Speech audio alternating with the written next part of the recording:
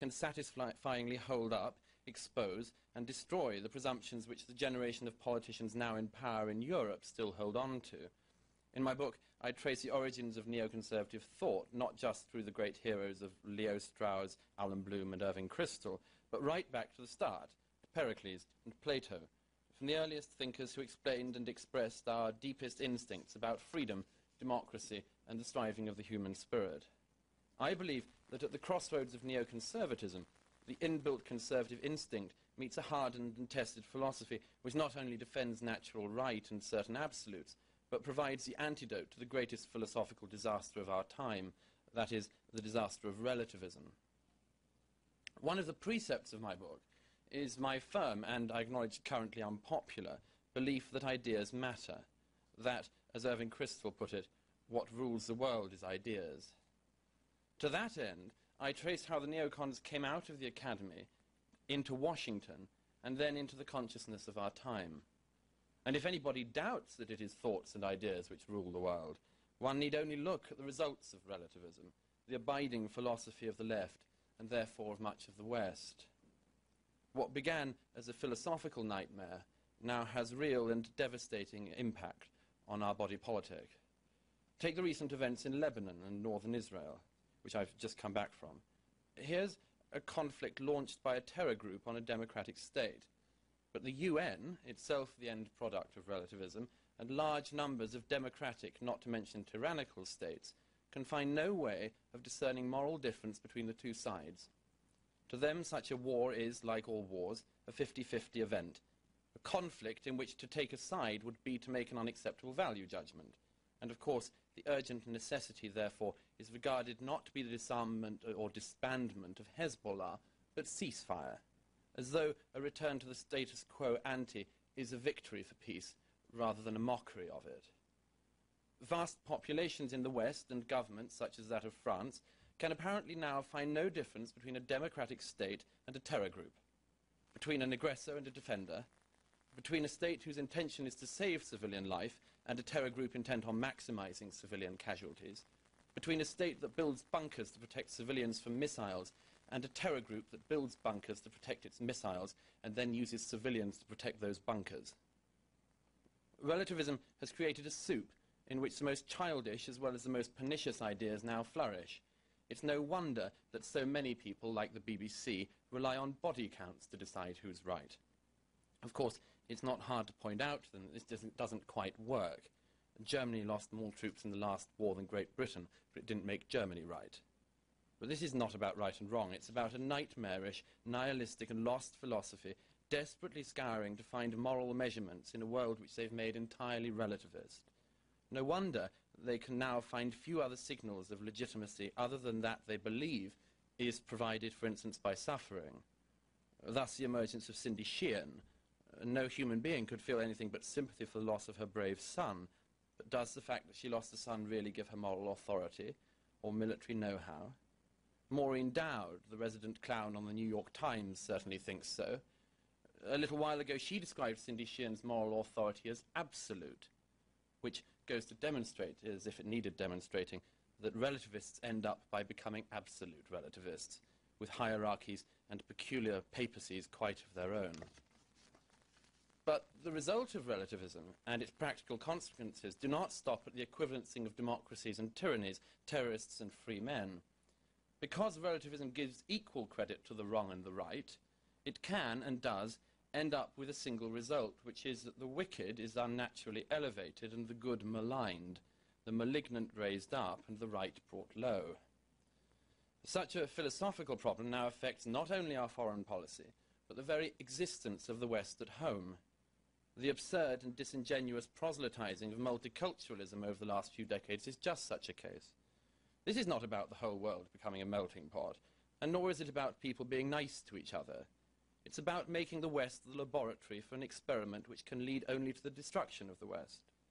I have sympathy here with Kristol's description of multiculturalism as much a war against the West as Nazism and Stalinism ever were, and Samuel Huntington's claim that multiculturalism is in its essence anti-European civilization, an anti-Western ideology. On this question, and on this subject, the degradations of Europe and the problems of America constitute, as so often, the same problem. Border control and immigration issues here in the US have at their root exactly the same dilemma that Europeans are facing with their Muslim and other immigrant populations. At the root is the simple question of how the West can remain the West, how the West can remain a cultural and not just a physical entity, rather trying to make sure the West isn't just one in a sort of set of lifestyle-like options in which you might choose the Western tradition, but then on the other hand, if jihad's your bag, then that's fine too. An interesting mix to the dish, except that with all those ingredients going in, something overloaded it, and the whole Petri dish turned sour. Thus it is that Western governments, from America and Canada to Britain and Europe, can find no way to expel from their midst or even make stands against people who not only reject the societies which give them shelter, but actually plot against them. Canada has the sobering case of the Carter family, who have provided so many terrorists to the jihad that Mark Steins referred to them as perhaps Canada's principal contribution to the war on terror. In 2004, Mrs. Carter returned to Canada with a surviving jihadist son who required medical attention from the latest al-Qaeda shootout with the Pakistani forces that he'd been involved in. And not for Mrs. Carter the humility of the grateful applicant, but the simple statement, "I'm a Canadian and I'm not begging for my rights. I'm demanding my rights." Mrs. Carter's ungracious demand is echoed across the West from opportunist Islamists who take from us even as they plot to destroy us. Looking for a rational reason to protect ourselves, we seem to have forgotten the most rational reason of all, survival. In Britain, our government has proved incapable of expelling clerics who preach violence and subversion against the state. Holland and Denmark can find no way of booting out imams who incite murder and the overthrow of the government, and have indeed in many cases proven track records of graduates leaving for careers in Afghan caves. And of course, in Britain, only last month, the Home Secretary was once again forbidden by the law courts to expel a group of Afghan men who are only in Britain because they arrived a few years ago illegally on a plane. This wasn't any old illegality, though. No mere passport flushing on the BA loo for these guys. They arrived in Britain on a plane they hijacked themselves. And for all the guns, terrorism, and terrorized innocents involved, the British state, after many years, can still find no reason or any way to violate the human rights of hijackers by asking them to leave the country.